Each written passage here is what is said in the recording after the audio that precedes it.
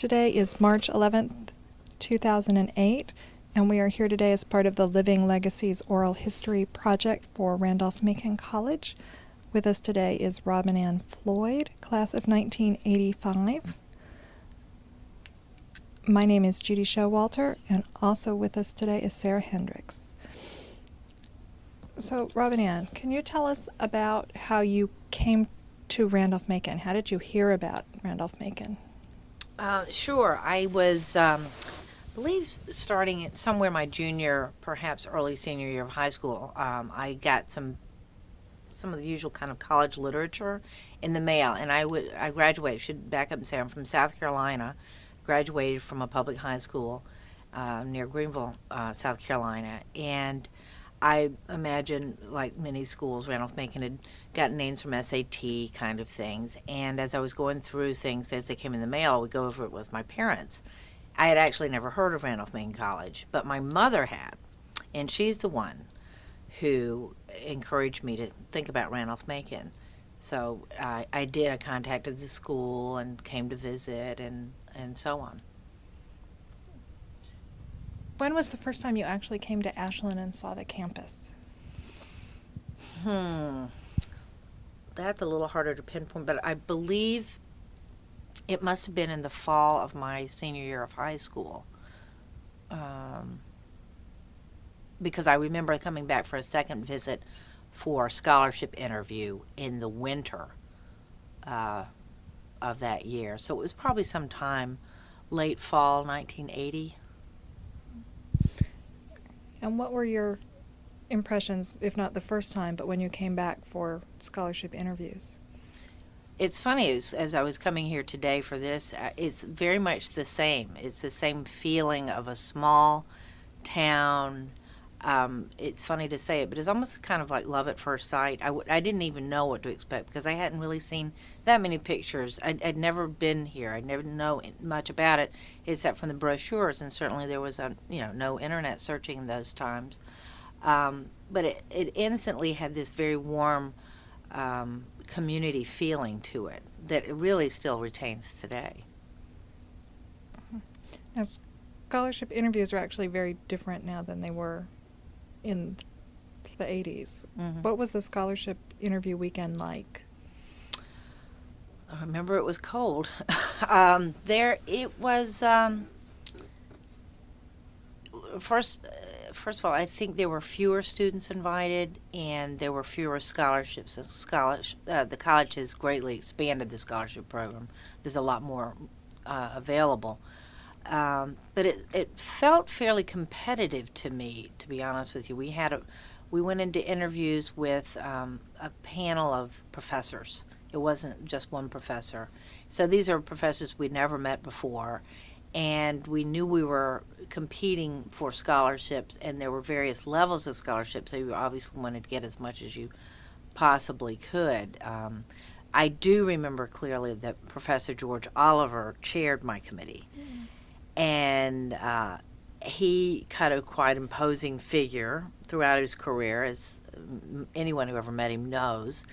And without knowing him and knowing that he had this crazy sense of humor, it just felt as if I were walking into the lion's den, sort of. And he didn't fool around. He asked very serious questions, and one of them had to do with my reading list. The things I'd written down for the reading list, and on there was I think there were two things that I'd written down, thinking that, oh no, what is he going to do? And he actually did. One was Mother Jones magazine, and the other one was Ms.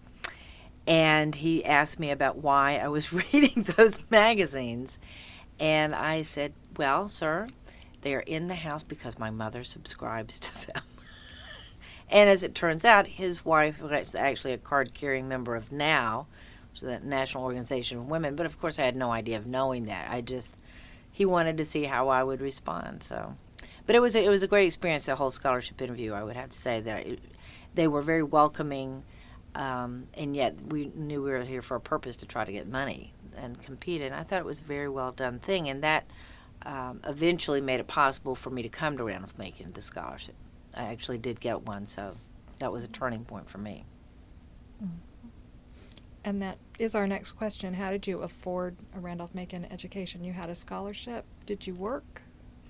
Yes and yes. And at that time, the maximum scholarship, I believe, which is what I eventually won, was, I think, covered half of the tuition, which was still significant in those days. But over the course of my 4 years at Randolph-Macon, the tuition and room and board, all the fees probably doubled. It was just at the beginning of the years of when college costs really rose. So it was a number of things. I had a number of small outside scholarships. I worked every year that I was here on work study in various offices, including the admissions office, the president's office, wherever I could get work. But the college always met my need. If I was running short or needed something, I could always go to financial aid, and they would always listen and try to find the best solution for my problem, whether it was a small, tiny grant or loan that would just make the difference for me to make ends meet. But one of the biggest things that happened to me while I was here actually is one of the strengths of Randolph-Macon. Really, the genius of the school is the faculty.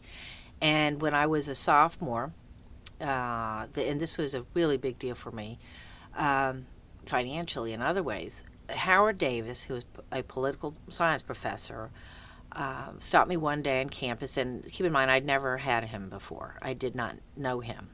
And said to me, because all the professors know the students, there's a scholarship you might be interested in called the Harry S. Truman Scholarship, and I would like to know if you would want to apply for it.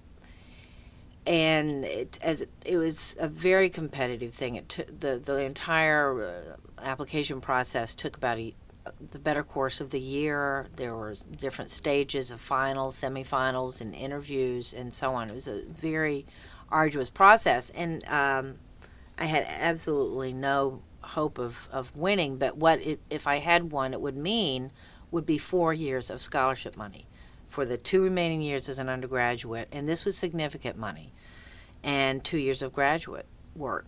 And so it was a tremendous thing, and as it turns out, I actually did end up winning this, as did my classmate Gail Google. We both did. People are chosen regionally for this. It's about 100 recipients a year. So that sort of captures in a nutshell all the good things that I think of as Randolph-Macon is the connections with professors. You don't fall through the cracks. They know you. They foster you. They look out for you, even if you're not in their class. And the meeting the need of the student, not just financially in other ways too, but it really speaks to the best of Randolph-Macon, I think. I mean, that scholarship alone made a significant difference for me. It really freed up my time to not need to work as much my final 2 years of college, for example. So when you arrived as a freshman from South Carolina, what was that like? What was moving in and freshman year, getting started in Randolph-Macon? Well, I think it was a big adventure for me. I was very excited to be moving away from home and going to college, first of all. But the funniest part of it was that when we arrived, when my whole family came with me, just about my whole family, I had actually never seen the entire campus. And I did not know where I'd be living. I knew nothing about the dorms. I'd never even thought about it or looked at them really or focused on it.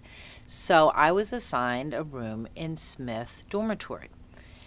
And Smith Dormitory is now part of the freshman village, but at the time it was fairly dilapidated housing we referred to as the motels because they were long, low-slung, one-level dormitories. Very unimpressive cinder block walls. And I was a little bit frightened of that, but still so excited to be at college. It really wouldn't have mattered where I was living. We said our goodbyes, and there I was in what I call the cinder block house. but I have to tell you, it was fun from day one. I loved the people on my hall. I loved the people, everyone I met. They were just great students. It was very warm, very welcoming. People from places I didn't know, places I hadn't been. It was a little bit like going to a foreign country for me, because they were, I hadn't really been around kids from that many different places ever in my life, in a living situation. So it was a lot of fun. It really, really was. And to this day, every fall, I think I can still smell the grass at Randolph-Macon College just from that first year. What about extracurricular activities? What activities did you participate in on campus? Well, I think a number of things, but probably the biggest one, the one I was involved in the most over time, was the Drama Guild. And that led to a lot of friendships and lifelong friendships. And that's something I got involved in during the fall of my freshman year, actually. A number of people I knew wanted to get involved, and I stayed involved with the productions throughout my 4 years at Randolph-Macon. That was the biggest one. There were a lot of other small clubs, activities. Some of them were just special events that were going on, but that was by far the biggest that I was involved in. And how did you decide on your major? That was a little bit of a long road to get there. There were not nearly the number of majors and minors available then that there are now. I mean, right now there's just such a wealth of great options for students. But then it was pretty much the traditional liberal arts fare. And I came in planning to be a chemistry major. And I started my freshman year fully intending to be a chemistry major. And while I enjoyed it, I realized I really didn't have my heart in it enough to stay with that. So I started looking around at other things. And by chance, I think I had taken, I took an economics course that freshman year as part of a requirement, and just really loved the coursework. I loved the topic. And so I stayed with that. And I ended up almost minoring in political science and German along the way, but stayed an economics major. Who was your advisor?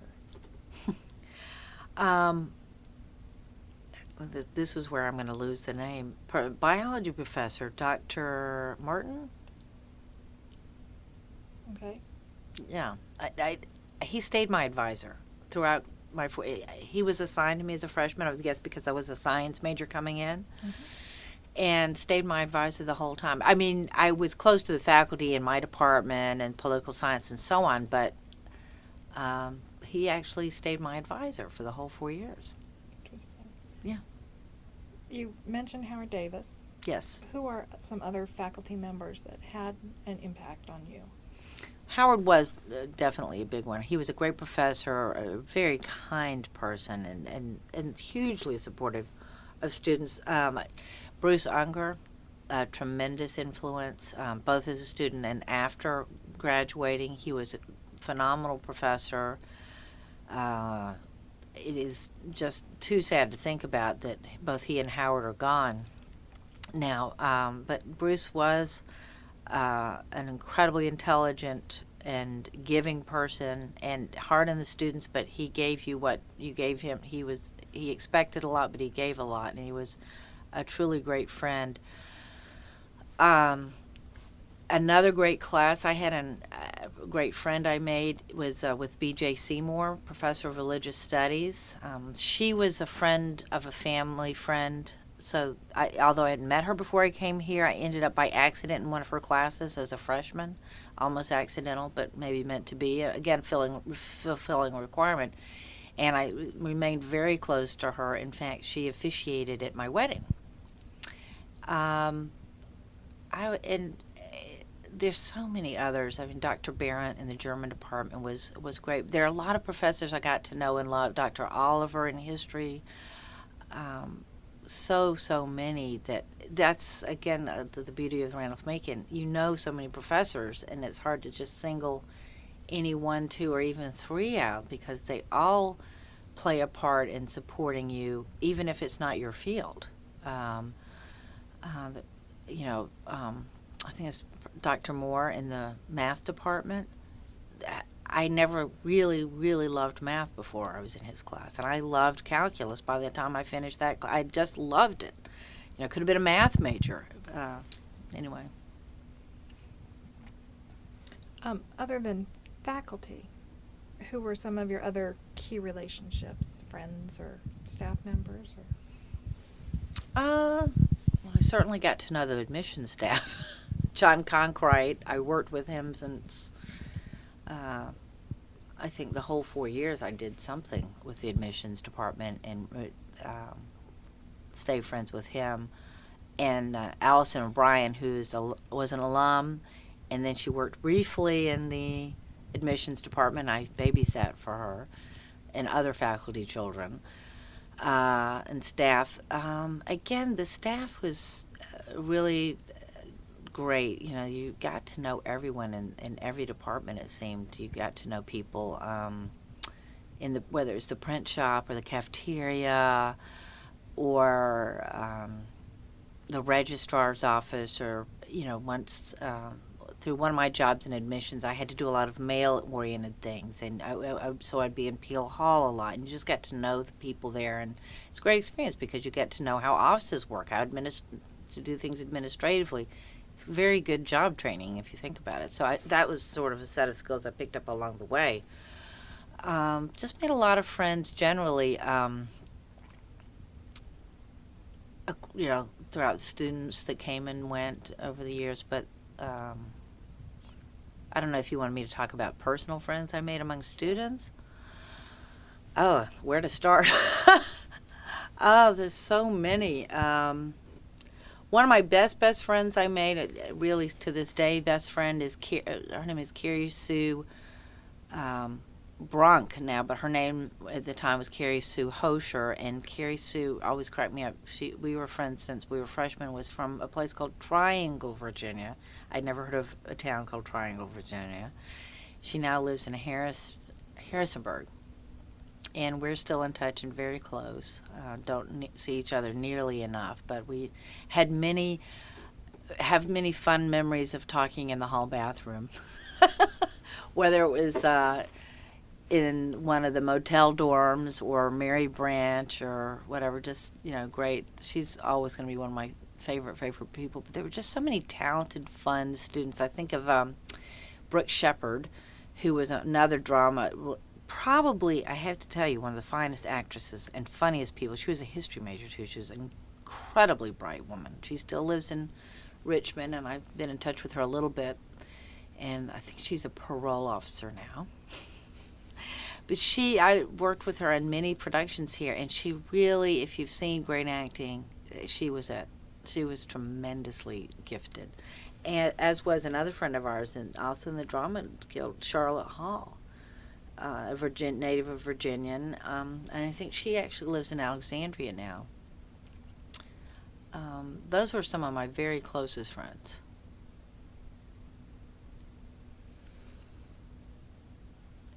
So other than clubs and going to class, what did you do for fun in Ashland?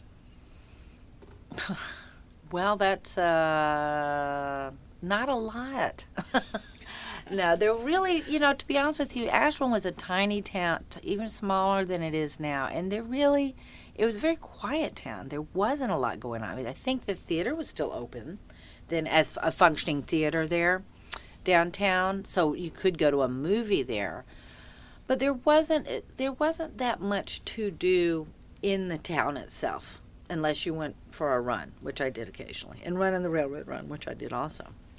I don't know if they do that anymore. Occasionally, trips into Richmond with friends we would do, but there wasn't a whole lot going on in the town per se. Sadly, I always wanted there to be more interaction with people in town, but there just wasn't as much of that then as there is now. Now, you mentioned your Truman Scholarship, and it was 4 years. So what did you do after you graduated? I went to... I took sort of a year off because I wanted to go to graduate school, and I was trying to figure out where and when and all that. And I moved to Boston after I graduated with some other friends of mine were moving there. And I thought, well, that would be a good place to go. And I was going to apply to schools up there anyway. I wanted to go into international relations or international business, something along those lines. So I was applying to the Fletcher School of Law and Diplomacy at Tufts and to the Kennedy School of Government at Harvard. So I just went up there and decided to spend a year there while I was applying and get a job, and which was great. My first job was working at MIT. And I had worked most recently as a work-study student in the president's office at Randolph-Macon. And then I went from there to my first real job being, again, working in a college, a university, in the vice president's office at MIT. And so I did end up applying to college, to graduate school, and I ended up going to the Kennedy School of Government at Harvard, which was a 2-year master's in public policy program. Okay, and after that, what did you do? Well, I did a lot of different things. Immediately after I graduated, I worked on the 1988 presidential campaign because I'd always wanted to work on a campaign. I thought that would be a good time to do it. So, as a good Southerner, I said, and I was working for the Democratic nominee, who was Michael Dukakis, ironically the governor of Massachusetts, where I'd just been to school. So I went to Texas, which was hysterical because they called me a Yankee, but I'm from South Carolina. I learned a lot about Texas, and it was a great fun. It was fascinating. But around that time, I also decided that I wanted to go overseas because I'd always wanted to work overseas. I'd gone to spend a semester in Vienna as a Randolph-Macon student and traveled around Southeast Europe and worked on my German. But I always knew that I kind of wanted to spend a significant time overseas. So then I went to, while I had been at the Kennedy School, I had been selected as a student to go to Berlin, the city of Berlin at that time. Let me back up and say how I got there. As a student at the Kennedy School during those years, which was before the fall of the Berlin Wall, before the fall of communism, the city of Berlin was kind of an island in the middle of Eastern Germany, and they did a lot to promote people coming and staying and working and continuing ties. So one thing they did every year was bring a group of students from Harvard and Stanford to Berlin, and just as an education and basically PR. And part of that tour, I was one of, I think there were 10 of us altogether, was meeting with someone at Deutsche Bank, which is a big bank in Germany, in Berlin, and he said if anyone wants to come back and work, be in touch with me. So I did. I called him on it, and he was very welcoming, and set up basically a paid internship for me to see if I wanted to stay there and work there. And I moved to Berlin. Let me think about the number of weeks. 6 weeks after the fall of the Berlin Wall. So it was incredibly good timing. Mm-hmm. Very, very exciting. Everything in the world was changing. So I moved there. Well, the Berlin Wall fell on November 9th, 1989, and this would have been, I moved there on December 27th, 1989. And it was absolutely extraordinary. You could feel things changing literally as you were standing in the streets of Berlin. It was fabulous. But there I was going to work at a bank, in a branch bank in Berlin as a regular bank employee. It was so much fun. You learn more language on the job than anything, I'll tell you that. So I worked there for a few months, but simultaneously I had applied for a fellowship from a German foundation. I knew I probably didn't want to stay with the bank, but I wanted to have that experience to see if I wanted to. And I actually did get this other fellowship, which was the Bosch Foundation, which is another tremendous organization bringing young Americans over to Germany. And I spent an additional year with them, working half the year at the German Economics Ministry and then half the year at what's vaguely our equivalent of the National Association of Manufacturers, sort of. And that was just a fantastic experience because I got to be at the bank and then this fellowship during this year of transition to unification of bringing the two Germanys together. And when this whole thing started in 1999, no one knew what would happen. No one knew that communism was truly going to collapse, and no one knew if Germany would really, no one anticipated really that Germany would come back together, nor that it would happen so quickly. I mean, it happened at lightning speed. So I was, for example, before I went on the fellowship, I was still working at the bank, and I got put into the personnel department at the bank, processing East German women coming in to interview for jobs. And then I was sent out on a marketing assignment to East Berlin, where it was like the Wild West. Where are we going to put, now here's commercial, here comes the free market. Where are we going to put our branches? It was fabulous. And then when I went to the fellowship, again, it was fascinating because I was working in the economics ministry and at this association where they were first beginning the baby steps of really building business relationships with the East. It's also a scary time, too, because the people in the East that I would interact with that were, say, 40 and over had no life skills or life experience. And I think about myself at the same age now, that they were totally irrelevant because all they had done was, under communism, they had no relevant skills whatsoever. And it was really very, very difficult to see the consequences, some of the unintended negative consequences of what this would mean, and did. So I stayed on in Germany for a while then, and I stayed on in Germany until probably the early 90s, until the fellowship ended, and then I came back to the United States. So how did you stay in contact with Randolph-Macon after graduation? Through friends. Stayed in touch with faculty also. I didn't get back to visit as much as I wanted to because I didn't live near here. It's a long way from Germany. It's a long way from Germany and Boston. I came back as much as I could. I remember coming back in graduate school for homecoming, but then for a number of years I was living far away, and it was very difficult. But when I came back from Germany and I lived in, I've been living in Washington since then, that was much easier, certainly much easier. And so I've just, since I've been back in the United States over these many years, I've been trying to come back as much as I can and have come back to give some talks here and there. Bruce Unger has asked me to come back because they have programs that allow alum to come back and talk to current students about job paths and careers and things like that. So the college reached out, true to Randolph-Macon, to me many times to come back and participate. And then over time I joined the Board of Associates and now the Board of Trustees. So I would say that it wasn't just me staying in touch. It was them, the school also. And the nice thing there is there were always a lot of faculty and staff, a lot of familiar faces at the school that makes you want to come back and stay in touch and be a part of things. I don't think anyone has talked about the Board of Associates in any of our interviews. Can you tell us a little bit about what the Board of Associates does? Sure. I call it kind of a junior board. In fact, it was founded, I'm thinking about 1980. It was started by the Board of Trustees. It's an outgrowth, if you will, of the Board of Trustees. And their mission, their mandate, is partly a PR kind of thing in terms of bringing people in, alumni, friends, to groom them for being part of the college community.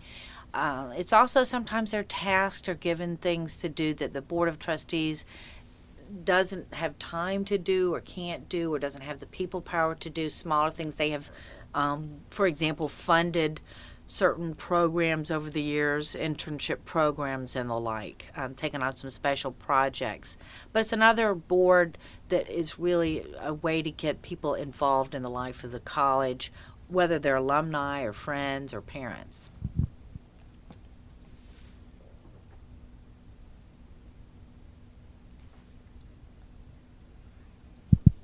You and your husband have started a scholarship here on the campus. Yes. Can you tell us who that scholarship is for and what inspired you to do that? Well, I'll start with the inspiration part. Going back to the beginning, as I said, the school really made it possible for me to be a student here. I needed desperately the college's assistance in meeting financial need, and I felt so appreciative of my experience here and the effort that the school went to for me, that I knew in the back of my mind always, if I can ever make a difference for someone else in that way, that's something I would like to do. And my husband and I both feel very strongly about supporting education in particular.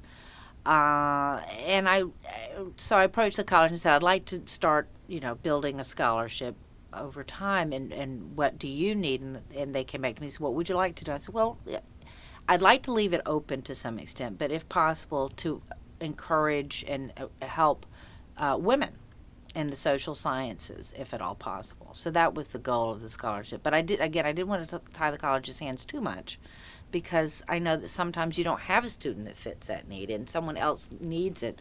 So, by all means, go do that. It's nice to try to tailor the scholarship, but by the same token, if someone else needs it, you don't want to hold that up from them either.